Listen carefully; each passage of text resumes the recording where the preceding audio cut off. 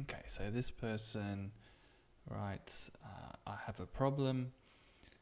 And he's got in brackets, male 26, am really mean to my girlfriend, and she is female 23.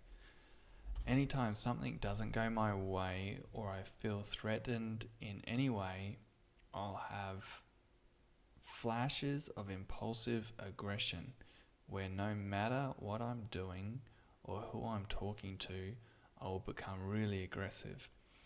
I have nothing but love for her, but I know I'm hurting her. I have been verbally abusive and my actions are not healthy for either of us. My actions have caused her to feel very low as well. I don't know what is wrong with me. I crossed the line and I think I lost her for good. I feel like two different people and I'm worried my actions will now have lasting effects on our relationship. I'm constantly battling to do the right thing in my head. I have voices that speak to me in my head telling me what to do and not to do, and it's overwhelming at times. She says that if I really loved her, I wouldn't treat her this way, and it makes sense, but in this case, it's just not true. I have nothing but love for her. I care for her, and I want the absolute best for her. She's everything to me, and I don't want to lose her. How do I control myself? Is this something I can work on, or do I need medical help? How do I convince her that I love her and what I say out of anger is not really me? How can I better myself for the both of us so that we may have a chance of having a long, strong relationship? This has gotten me effed up lately. I can't lose the best thing that has happened to me. She deserves the best, and I need to make myself better for myself and for her. Any advice? So you really got to respect this guy for being so open. It's not easy to share about doing things that you really regret doing. Everybody's really quick to share about all the amazing things that they're doing in life. They'll post it all over social media. But to actually be honest like this guy, it takes some guts. So good on him. And he's asking a lot of the right questions too. How do I control myself? Do I need medical help? So he's asking some really good questions. What does he say? How can I better myself? Not just for him, but not just for her, but the both of them. So that he can reach this goal of a strong relationship. So he's got this real good goal. Boy, it's just so rubbish when anger gets a hold of good people and otherwise good relationships, and anger just has its little bloomin' mitts all over it, and really ruins it, doesn't it? It's good to see that he can kind of identify where he crosses a line. It's good to see how much his priority is the relationship, is his partner. Boy, he's struggling with his anger though. It seems like he's really stuck with it. What's behind it? How do I control myself? Look, this is a really hard thing to respond to, just because it's so blooming complex. Anger and, like you said, verbal abuse. Anger and verbal abuse is really complicated. There's a lot of really deep things at work behind this stuff. So I'm going to be making some generalizations. Don't take that personally. That they are generalizations, so by their very nature, they're going to be a bit hit and miss. But hopefully the generalizations will be just enough information to get your own thoughts rolling a little bit. You can kind of know where to go a little bit from there, hopefully. So when I talk to people about this sort of stuff, I find a few things tend to be true. People that can be verbally abusive in relationships tend to really struggle with self-control and in turn with self-worth. It's a big generalization, I know, but the two are very much linked. So a lot of the times that you see people trying to use anger to control the other person, or to get their way, it's often because that particular person has a bit of low self-worth, and they feel like they need to control the other person for the other person to stay in the relationship with them. And this is a bit to get your head around. I always like to think about it. I always like to think about this sort of stuff with examples because they're big concepts. So an example would be if you had really, really good self-worth, you're pretty confident in yourself, aren't you?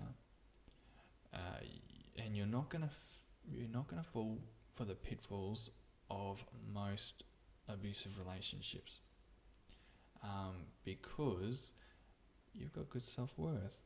You're not going to be worried that your partner's out there cheating on you or anything like that, because you know that your partner's lucky to have you because, well, you're a bit of a catch. You're worthwhile, you got a lot to offer. You find on the flip side, people that feel really, really low about themselves, really low self-worth, they feel like, hey, my partner, boy, they're going to leave me at the drop of a hat. First chance they get. I've got nothing real to offer this person. So, I've got to be really, really worried. If they go out with friends, I don't want that. I've got to control that. I don't want that. If they feel like they're better than me, I'm a 2 out of 10. If that, maybe I'm a 1 out of 10. All she's got to do is meet a 3 out of 10, and she's left me. She'll go up to them. So I've got to control her. How do I control her? Okay, well, I'm going to use anger to control her. I'm going to use anger to make sure, because I can't control her just by the very nature that I'm a worthwhile person. Of course she's going to stay in the relationship with me. I've got to go beyond that. I've got to go beyond that level of control. I've got to use anger. I've got to use every trick in the book. And you find that people that get caught in this way of thinking use a lot of different tricks. They'll use anger. They'll belittle the other person. They'll get the other person down to the point that they've got no self-worth. So they might feel like a 1 out of 10. So, maybe they'll put up with me now that I've got them feeling like a 1 out of 10 because I'm a 1 out of 10. I can feel rest assured. Or maybe she'll just do what I want because I'm so imposing and out of fear I'm controlling her. But it never really works, does it? It's a bit like being the puppet master. You're doing the controlling, so you're never going to feel like the care that they show you is genuine, because you controlled it. You elicited that care, which then just goes to reinforce the idea that you're worthless. Because she doesn't really care. This is just something I forced. And there's this real cycle that happens. This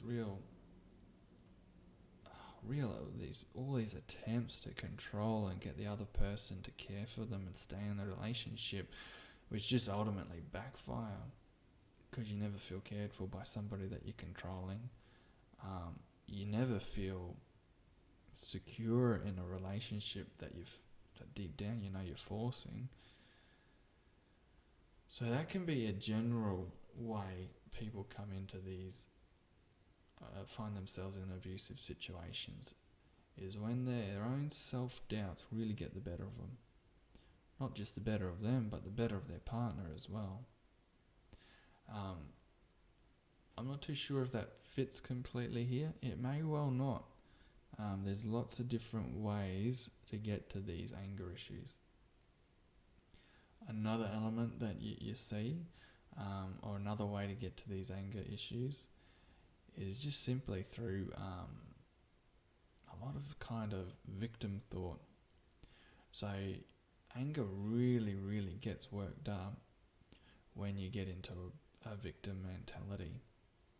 And I'll give an example of that, because again, this is a bit of a concept to try to wrap your head around. So you get this victim mentality. An example would be, guy gets home from working all day, and he sees that his wife hasn't cleaned the kitchen. And he thinks to himself, my goodness, I've been working all bloody day, and I get home, the least she could do is have a tidy house when I get home. I'm the victim here. This is so unfair on me. I've done the right thing by her. I've worked hard. She's not worked hard. I'm a victim. See how that can escalate into anger really quick? See how that victim thinking escalates so blooming quickly. And unfortunately, when people get into this victim mindset, boy, they can justify being angry about anything. All these foreigners coming over and stealing our jobs and ruining our culture. Oh, we're the victims here. Therefore, I'm justified in being abusive towards them. Victim mindset is so destructive. So this is where you give up your control. The minute that you start seeing yourself as a victim is the minute that you start seeing yourself as powerless. I'm the victim here. I'm so powerless. Oh, poor me. I've got to get back some power here. I've got to get it back, because I'm just being victimized here, marginalized. I'm just, everything's going wrong, and she's not doing the right thing by me here. She's not showing respect. I show her respect. Again, escalate. The more you escalate, the more you act like the victim, or get into that mindset, the less and less control you have of yourself. So there's two ways to lose some self-control here. Through low self-worth, you can lose self-control. Through viewing yourself as the victim, you can lose self-control as your emotions escalate. So there's a few different ways, and these are just some of the general ones.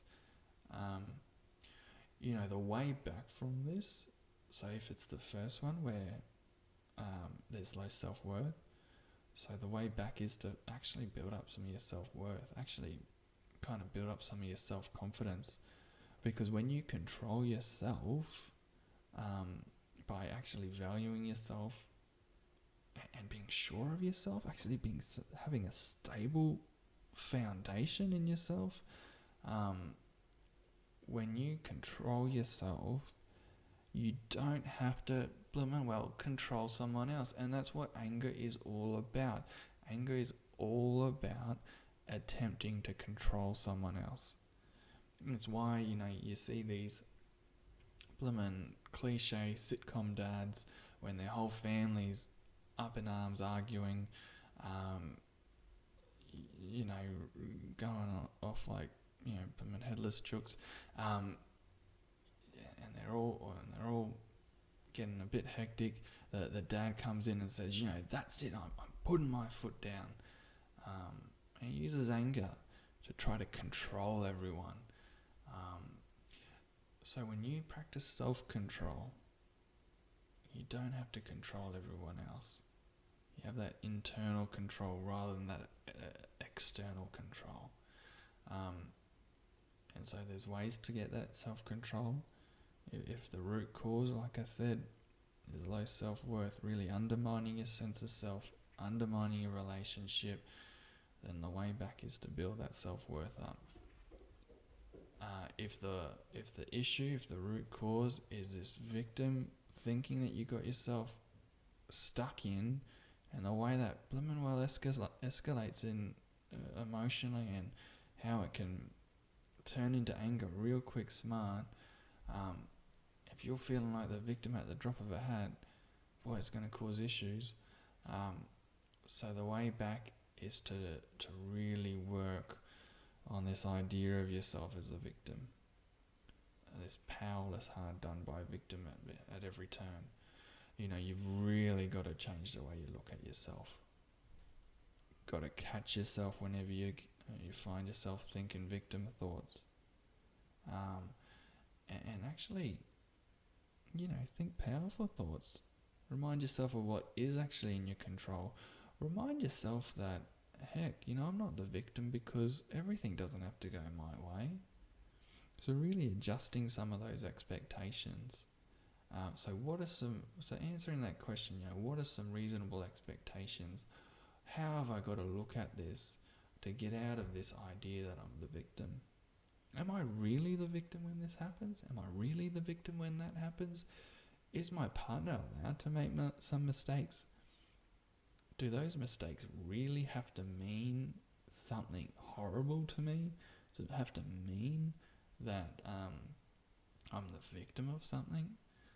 So answering those questions, and you can work on all this stuff if even this stuff is true for you. Even if even these generalizations match up with what you're experiencing, but you can work on this sort of stuff and variations of it with a psychologist, a trained mental health professional. They'll be able to give you some good support.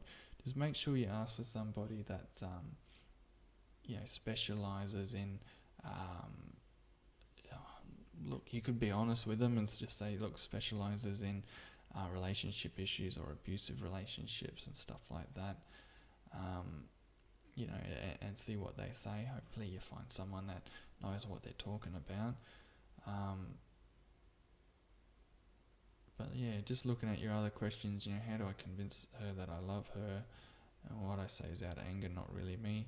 Well, look, words are cheap, aren't they? Actions speak a lot louder. So you working on yourself is probably looking to be the best way that you can show her how much you love her. How can I better myself for the both of us, that we may have a chance of having a long, strong relationship? I've covered that a little bit. It's got me really effed up lately. I can't lose the best thing that's happened to me. Well, yeah, this is the heartbreaking thing with it. You can see how much you care about her. It's blimmin' anger, eh? But look, you're doing the right thing. You're asking the right questions. You're going down the right path here. A lot of people, when they find themselves in this situation, they'll just dump their emotions and dump all their problems on the other person. It takes emotional maturity to actually, feel responsible or take responsibility for your actions. That's why they call it the weight of responsibility. That's why it takes emotional strength to hold, to bear that weight. So many people blame their partner and just point the finger and say, no, they're the problem. She shouldn't have angered me and by not doing the dishes, or she shouldn't have angered me by laughing at me when I tripped. She shouldn't, always pointing the finger like a little kid who gets in trouble for something, and the first thing the little kid does is just say, oh, my sister did it. That level of emotional immaturity, that level of not taking responsibility, it's so promising that this person's not doing that this person's actually taking some responsibility here. That's such a good sign. it's really the first step, to be able to actually take responsibility for the things that you're doing. Because when you're not recognizing them as your responsibility, you ain't going to do anything about it. That's someone else's issue. That's someone else doing the wrong thing. So really hopeful. I do hope he gets some support. I saw in another comment he made that he's having a bit of trouble finding, some professional supports. They all take a bit to sort out and line up and waiting lists and all that sort of stuff. Hopefully this just been a little bit of a general overview of how these problems can kind of come about. So hopefully that's got you thinking a little bit. If it doesn't click on any level, that's fine. We're all individuals. We've all got very, very individual situations. And it could be something really out of left field that I'm not even touched on. That could be behind some of this anger. And I have made some generalizations about some pretty abusive stuff, and I don't want to sound like I'm saying you're doing all this really abusive stuff. I'm just saying how it can kind of pan out or play out in some situations, just to give you some examples. But again, really respect you for asking these questions, really respect you for opening up like this, and I really wish you all the best.